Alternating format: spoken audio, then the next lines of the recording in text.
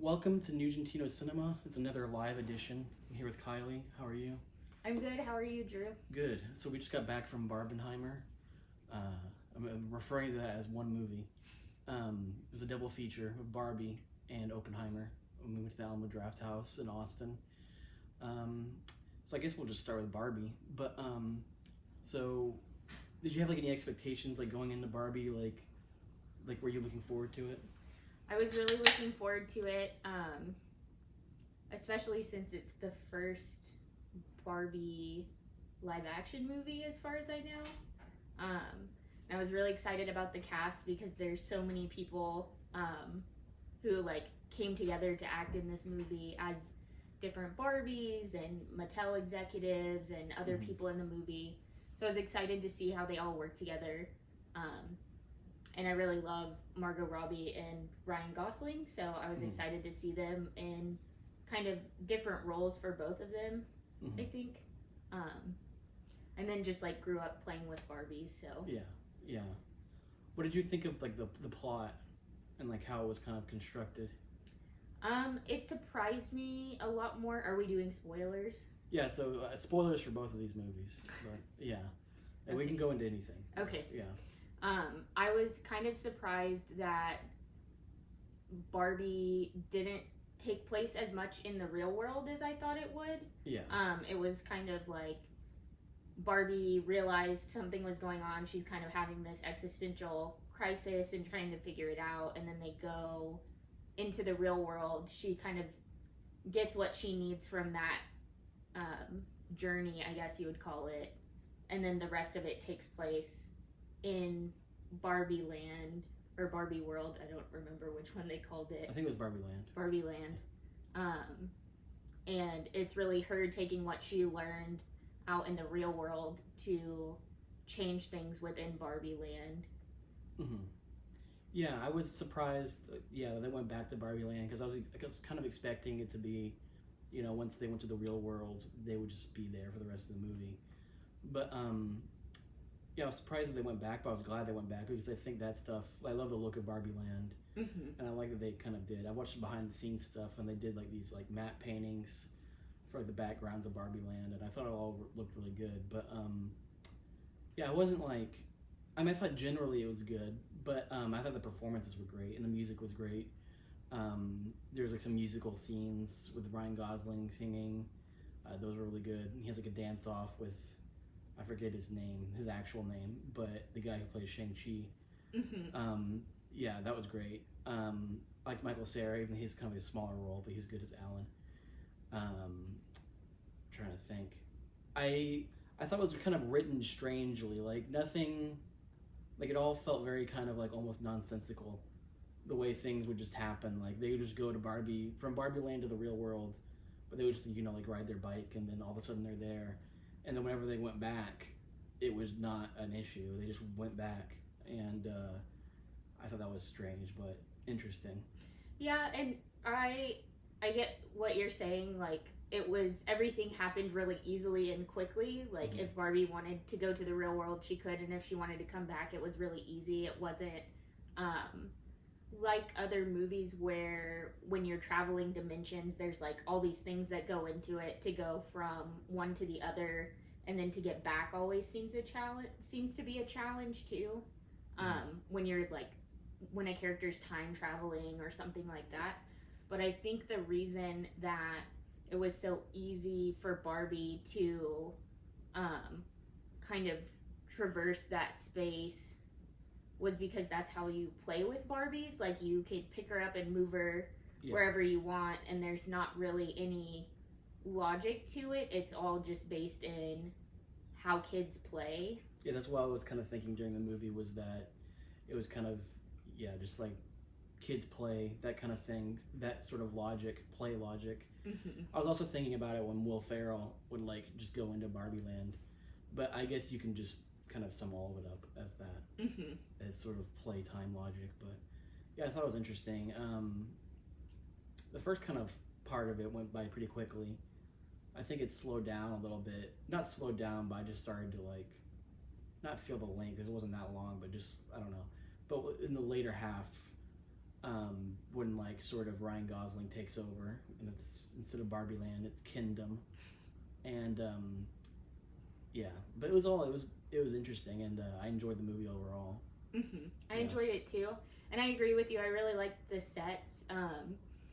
I wasn't expecting. I mean, I had seen the trailers where Barbie just kind of like floats down from the second story of her Barbie dream house.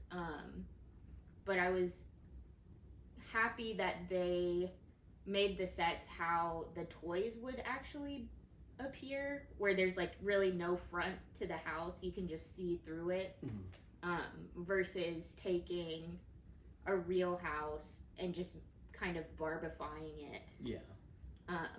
So I felt like there was a lot of thought that went into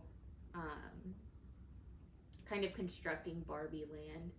One criticism I've seen of Barbie online is that it's just a big, like one big Mattel advertisement. How do you feel about that idea?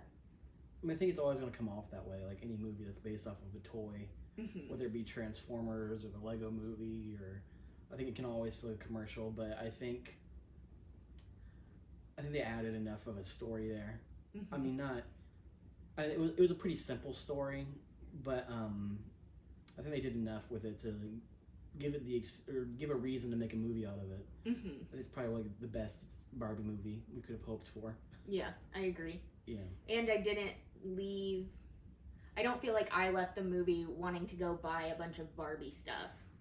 So if that was the point, it didn't really work on me. Though I don't know how it would be for kids, but yeah, I'm not sure. Although I did see it, I don't know why I'm admitting this, but I saw like a Barbie, like one that was like Barbie from the movie, and it had the like logo and everything from the movie, and for some reason I wanted to buy that. Yeah. But they had a cool Barbie lunchbox at Alamo Draft House, and that would be a good piece of merchandise. I don't think they had any Oppenheimer merchandise, but that would be cool. A Barbenheimer lunchbox. Yeah, I saw somebody there, and on like the waiter stand in the back, I saw there was like the Barbenheimer poster. Oh, really? They had that hung up. I guess just saying like be prepared for high volume during Barbenheimer. Oh yeah, it was. I mean, it was packed. It was sold out for both of the ones that we saw. I think by the time, like we got some of the last tickets. Yeah. So. It reminds me of the vibe, because I don't get that vibe often going to movies. When I go to movies, usually it's pretty empty. Or not like there'll be people there, but just not that many. But it reminds me of like Avengers Endgame or something. Like seeing every ticket sold out, or at least most of them. It's pretty crazy that's happening with these movies. Yeah. And so many people, way more people than I expected to do them back to back. Yeah.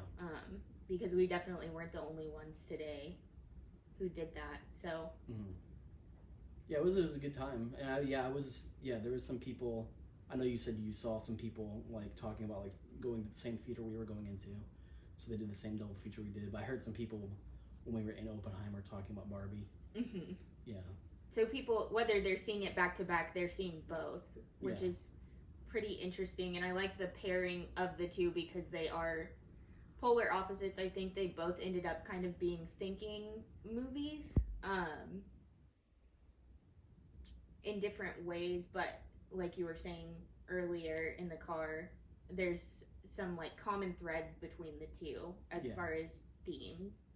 Yeah, I kind of thought, I mean, this is jumping right to Oppenheimer, but just to make a point about Barbie, Robert Downey Jr., and this is I'm like reaching for things, but Robert Downey Jr. kind of reminded me of Ken in a way, just like how he feels, belittled, and like his ego is destroyed by Oppenheimer, and Ken feels very emasculated throughout the movie. But what did you? I don't know if I already asked this, but what did you think of Ryan Gosling as Ken? I thought it was great. There was one point when I first saw the trailers where I was kind of worried about like Ryan Gosling just being the Ken that we saw in the trailer the whole time, and like not having a chance to kind of show his full range, that he could play like as Ken. But I think the transition that they did from Ken being Barbie's like in the background sidekick boyfriend that she doesn't really like that much to him stowing away and following her to the real world, and then thinking that he had an understanding of what the patriarchy was, but really he just thinks it's about people horses. Respect him and it's horse like men and horses basically, and beer, and kind of seeing Ken turn into the villain was not something I was expecting. Yeah. But I think they rounded it out at the end, or near the end, when he was saying like, I really thought it was mostly about horses, and when I realized it wasn't, I didn't like it anymore. Yeah. They try to make him sympathetic at the end, and then they have his shirt where it says, I am Knuff. And that was I liked his rainbow hoodie thing. I liked all the costumes in the movie. Yeah, I thought the costumes were really strong. I don't know, like, if I really saw like Greta Gerwig in it so much, like compared to Lady Bird. Like, I don't feel like her specific voice necessarily translated over for me how it happens sometimes when these directors will come and like make a big blockbuster like this. But I feel like she was in there, but it didn't shine through as her, and maybe it was just because like the Barbie content is so heavy, and there are certain things that she had to work with. Yeah. I thought it was kind of her with like just the themes of the movie. Yeah, that's where I saw her the most, was in the themes. But I guess it was the aesthetics that I was kind of thinking of, but the Barbie aesthetic is so strong. Yeah. It's hard to... Well, I thought it's interesting because she works with Noah Baumbach, who I think she's married to, and he co-wrote the movie. But he's like he's worked with Wes Anderson a lot, and I think he co-wrote Life Aquatic, and I think Greta Gerwig was in Isle of Dogs, or at least she was one of the voices. But I was thinking, like, I wonder if and I think she's talked about this, but like there's like a Wes Anderson influence in Barbie. I definitely saw that. Yeah, because the main thing I can think of is the see-through houses. And I know that's kind of like replicating, you know, the way a Barbie dream house actually is, but it also reminds me of like the way Wes Anderson will move through these buildings, and it's just like you know, with like the side cut off, and you're just moving through multiple rooms. Right. Yeah. So. Yeah, I saw it in that, and then very much so in the scenes where they're traveling from Barbie Land to the real world and back. Like, there's a particular scene where Will Ferrell and the other like Mattel execs come to Barbie Land, and they're all on this like 12-person tandem bike, and it just keeps coming through the shot.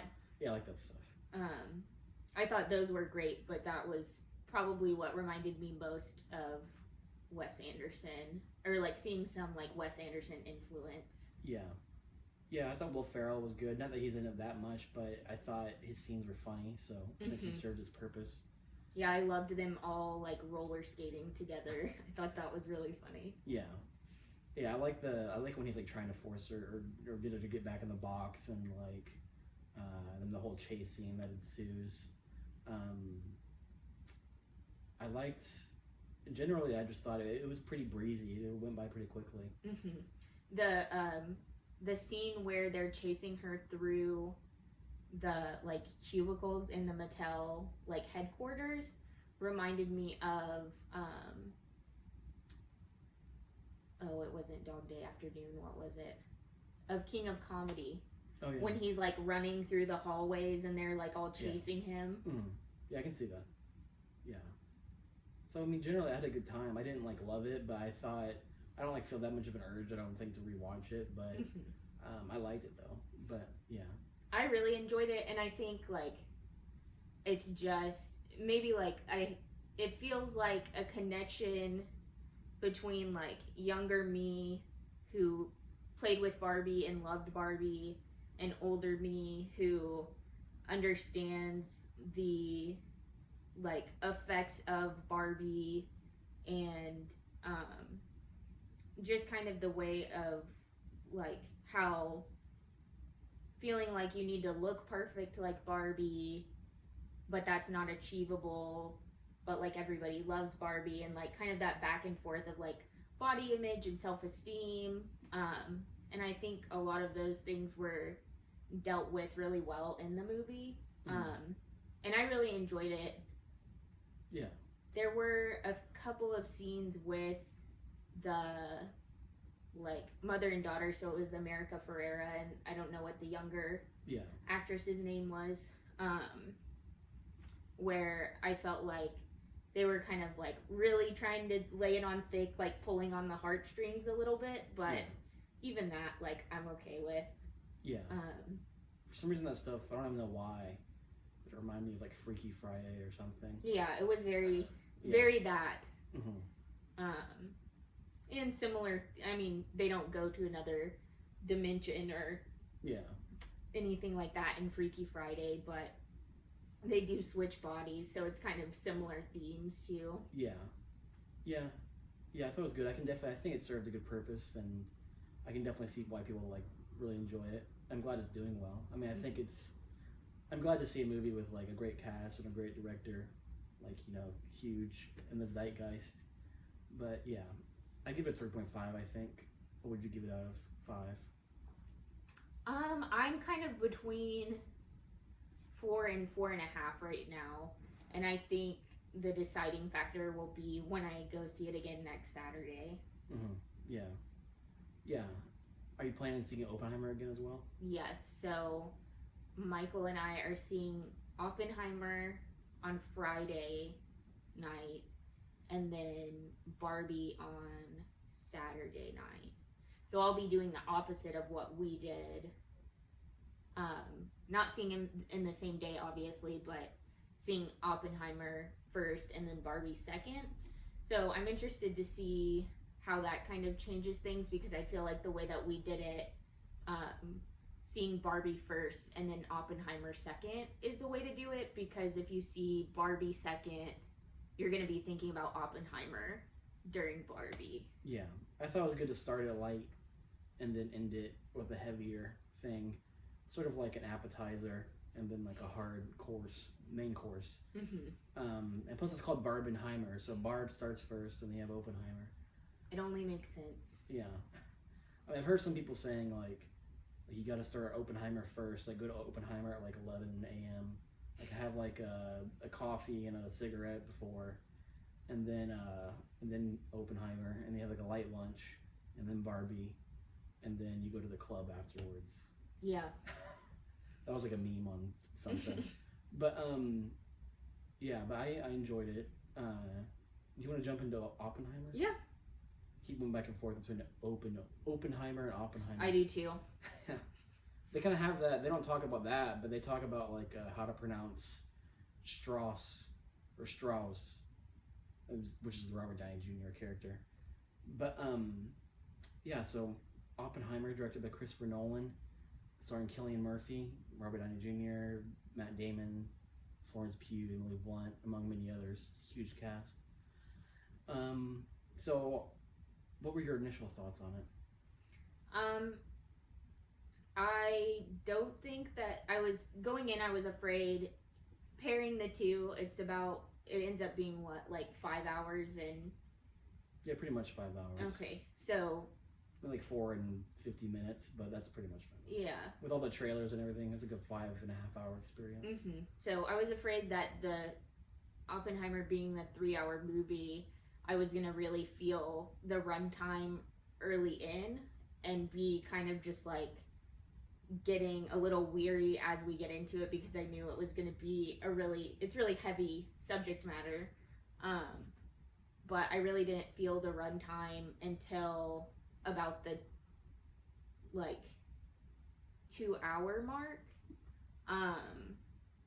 But I thought that it was a good movie. It was very informative. There was a lot of like smaller details in the like full story of Oppenheimer that I didn't have as much knowledge about, and I feel like it did a good job kind of putting all the characters together and the people who are involved in explaining kind of start to finish what happened, even though Christopher Nolan isn't going to tell the story in a linear way from beginning to end. It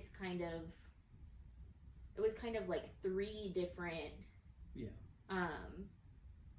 points in time all kind of coming together throughout the movie. And I thought that was done really successfully. Yeah, I think it was kind of like, it sort of still has a linear trajectory, but like in between that, it's like going back and forth all the time through different perspectives and different points of time. And I could get a little confused at points, but generally I still feel like I took it all in. I'd like to rewatch it, and I think that would definitely help. But yeah, I enjoyed it. It wasn't like a 5-star movie for me, but I still thought it was really good. Yeah, I thought Cillian Murphy was great. The bomb scene I thought was really good. Yeah, I felt like, well, one, it was good when they dropped the bomb. I thought there was a good amount of suspense that's building, and there's like no sound for a while, and there's like a huge jump scare bomb explosion sound. But when they were showing the bomb, like there was a scene where they're all kind of watching, you see it out in the distance, and like I don't know, I felt like it felt real in a way. Like it felt like I was there and there was like a bomb right there, like a nuclear mushroom cloud. Yeah, I felt that way too during that part, and then also when they were setting up the bomb, like they were putting all of the parts together and they were being really careful, like bolting stuff down and screwing stuff in. Like there was a lot of suspense there, and then there's a point right before they test the bomb where people are kind of preparing for what's about to happen, and they're passing out like welder glass so that they can protect their eyes. What is his name? The Safdie brother. Oh, Benny Safdie. Benny Safdie is putting on sunscreen to like protect his face, and somebody says like, put up the welder's glass to stop your eyes from getting hurt, and somebody else says, what's going to stop the glass? And so I was kind of expecting like the things that they were holding to protect their eyes to like shatter or something. Yeah, that was interesting that some of them they weren't even have glasses, they were just holding like a little piece of film in front of their eyes. Yeah, I thought that scene was really well done. My other favorite scene is when he's going into the hall where it's like they're celebrating it because it's the end of World War II, and it's all these people like celebrating that they've destroyed Hiroshima and Nagasaki, and then he's like trying to give this speech where he's like cheering it on and saying like, I bet the Japanese aren't happy and whatever, and being like, I wish we could have nuked the Germans. But then like he's trying to like play into that rah kind of thing, but throughout it you can see his guilt, and it's like cutting between that and like his visions of like all these people being nuked. I thought that scene was really awesome. Yeah, it was definitely very powerful, and that was one of the scenes that like I guess I didn't go in expecting to feel like really emotional during any of the scenes. Like obviously it's like an emotionally charged thing, a lot of people died, but I wasn't expecting to have that kind of emotional reaction when he was giving the speech, because you can see on his face like he realizes that he has created this like horrible thing that's killing all of these people, and even though he was telling himself like, well, I'm making it just as like a threat to whoever else wants to be in an arms race to build something similar, that like, oh, we have one too, but it's never going to get used. Like part of me thinks he had to have known that it was going to be used, yeah, and not just be used as like a threat of like, well, we have this, but seeing him kind of realize in the face of all of these people being really happy about it, what he's done was like very emotional. Yeah. Because he realizes that something that he worked on and his name is on killed so many people. Yeah, that was emotional. I can definitely see his perspective and why that would be sort of like a crushing thing. I thought it was good because I think the book it's based on is American Prometheus, and they have a quote at the beginning about Prometheus and how he's the person who took the fire from the gods and gave it to humans, and then he was chained to a rock and tortured for eternity for it. And I think that sort of runs through the whole movie. Like, you have him, he's using this thing that's sort of this godly power, and he's discovered how to use that, and he's helped create this bomb.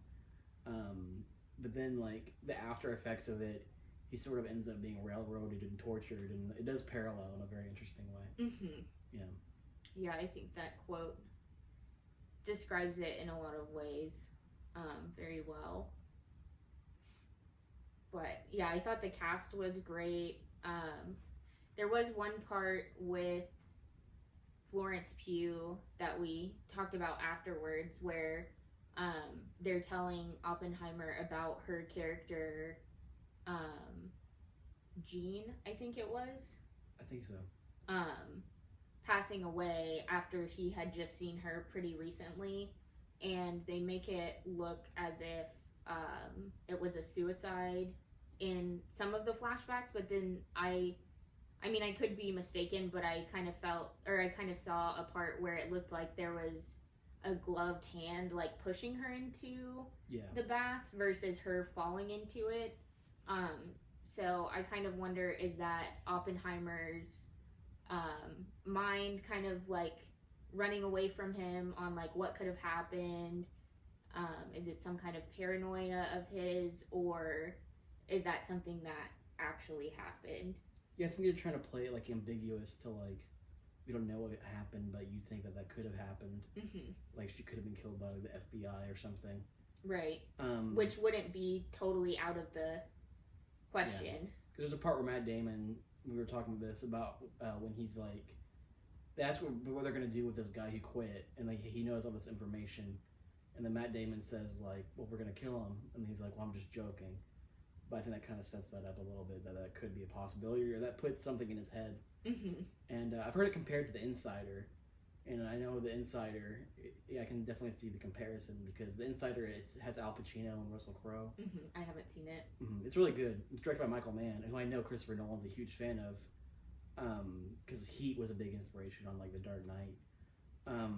But in The Insider, it's Russell Crowe kind of like whistleblowing on like the like cigarette corporations, and he was one of the big people that like really like got people to start banning cigarettes in like public places, and like really starting to realize the cancerous effects and everything.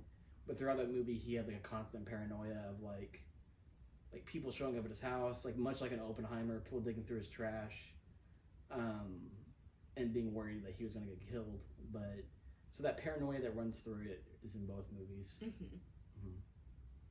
What did you think of Emily Blunt as Oppenheimer's wife? I thought she was good. I wasn't expecting her to be, even though I had heard some things about this, but I wasn't expecting her to be sort of as dark as she was. Like, she was like an alcoholic, and she had some like anger problems. Yeah, she throws things a couple of times during the movie, just kind of in a rage. But she was an interesting, like, complicated character. Yeah. I thought the whole cast was good. Yeah, for sure.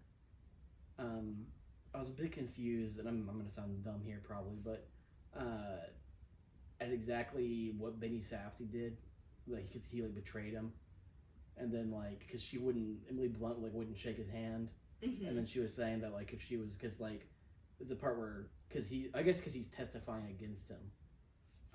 Maybe that's just the crux of it, but because I know at the end like a bunch of them testify against him. Like Matt Damon says, I wouldn't, like if I was hiring him now, I wouldn't give him clearance. Yeah, and I guess he just kind of sits there and takes it, and she questions like how he can do that. But so I guess I could see, but I just thought there was something that I missed, but maybe not. Well, and I think, and I could be wrong too, but I think that he had maybe not as much to do with the development as Oppenheimer did, but like he did a lot to kind of help them figure things out, and then he's testifying against Oppenheimer, who he like helped throughout all of this, and then saying like, oh well, he's a security threat. So I'm kind of, and then he like shook his hand afterwards, which was kind of like a fuck you, in my eyes. So I don't know. I really did like the part where he comes home and he's like, yeah, I shook his hand and I tried to play friendly or whatever, and she's like, you shouldn't have shook his hand, and she like throws the bottle against the wall and is like, y'all are like playing nice too much or something. And then at the end it kind of comes full circle because he goes to shake her hand at the end and she won't do it. So she gets her moment of like, I know that you betrayed all of us, kind of thing. Maybe Albert Einstein talking about like, they'll all apologize to you, but it won't be for you, it'll be for them. And that's sort of the ending of the movie. But yeah, I mean, I thought it was good. It was a lot more, I mean, I expected it to be a drama, obviously, but I guess it was just a lot more like just discussions, and like there wasn't as much, because I don't want to use the word action, but there wasn't as much like bomb scenes or anything like that I was expecting. There's a lot more just like, political, like boardroom stuff, courtroom stuff, a lot of stuff like that. But it was all good though. I still enjoyed it. I thought the scene was towards the end, I love that scene where it's towards the very end where Jason Clarke, he's the guy who's like really interrogating him at the end. He's like yelling at him, and then like he's like having like bomb flashes as it's happening, and you see the back of the room like shaking, and the score in that scene is amazing. But yeah, I love the score. I love the cinematography. Yeah, I really enjoyed it. I'm looking forward to seeing it again. I am too, and I'm looking forward to seeing it again with the like idea that when it's black and white, it's Strauss's kind of like point of view of everything, and then when it's in color, it's how Oppenheimer is experiencing it. Because I didn't know that going in, so the first little while I was kind of confused, like why was this part in black and white earlier and now it's not, and kind of the back and forth of that. But I'm looking forward to seeing it again, knowing that. I don't know if I would have picked up on that if I hadn't like read interviews and stuff, because I'd read Nolan specifically say that the black and white stuff was Strauss's perspective, and then the color was Oppenheimer's perspective. But yeah, I thought that stuff was interesting. I've heard people compare it to JFK, the movie JFK by Oliver Stone. I haven't seen that either. That one's good too, but that has like black and white sections as well, and it's about like a conspiracy. Not that this was a conspiracy, but it sort of like goes into all of this sort of fear and paranoia that's happening, and all like the Red Scare stuff, and then being afraid that he's a communist and giving secrets to the Soviet government. And it really made me think about how paranoid, kind of crazy that time was. Oh yeah. I think like just how much of the interview, when they're in the room with the board and they're discussing whether or not Oppenheimer's like security clearance is going to get renewed, just how much it was coming up like, oh well, your brother and sister-in-law are a part of the Communist Party, and your friend was a part of the Communist Party, and your wife used to be, and then they like interrogate her about her Communist Party card and go back and forth. I thought that scene was great. Yeah. When she's like defending herself, and she finally, I think it's like the only time we really see any of the witnesses kind of win over any members of the board at all, because she says something like, I can't answer that question the way that you worded it, and then somebody else in the board chimes in and is like, I couldn't answer that question the way he worded it either. Well, he says something like, what's the difference between like like a commie sympathizer, or just like a regular commie or something like that. And she's like, I wouldn't be able to say. And the other guy's like, neither would I. But yeah, I thought that was a good scene.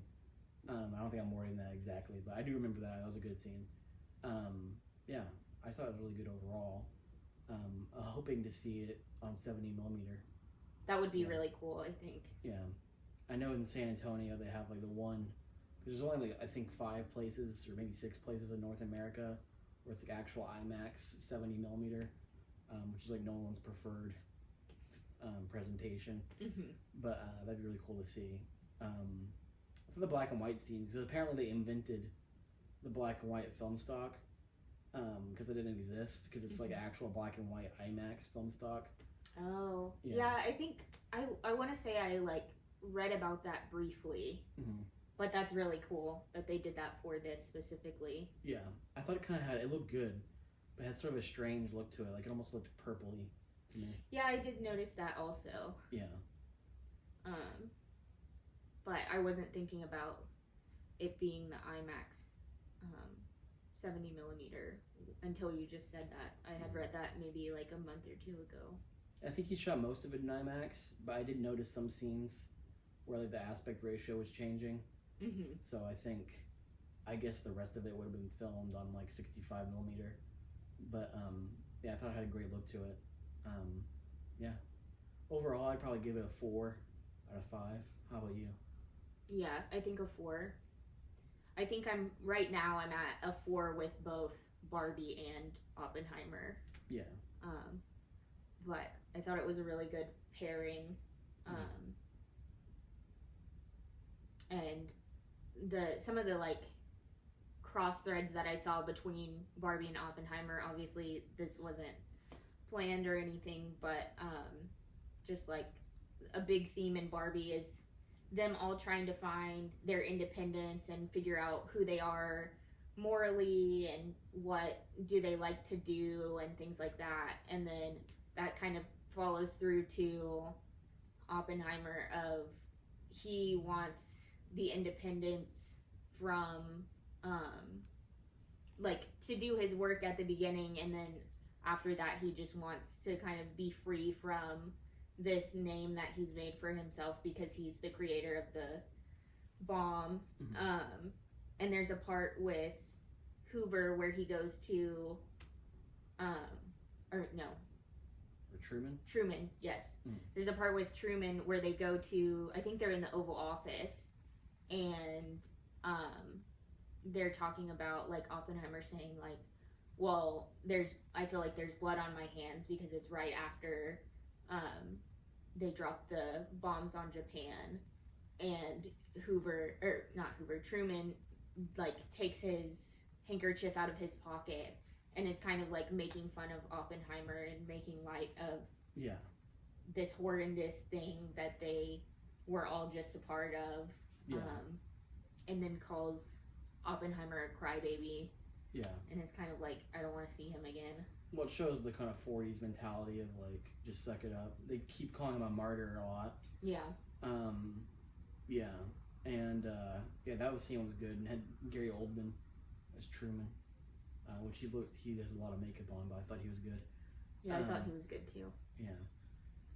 But yeah, I really enjoyed it. I don't think I have too many other thoughts on it. I think that's it for me. Okay, but definitely a great experience. I enjoyed them both. I think we watched it in the proper order. That's in my opinion. Yes, me too. And I'm glad we did it back to back. Yeah, for sure. Pretty much went straight from Barbie into Oppenheimer. Like, there was really no break, other than for the trailers and whatever. But yeah, it was awesome. Yeah, thanks for doing it. Yeah, thanks for doing it with me. So I guess that's about it. But thank you guys for watching, and I'll see you next time. Bye.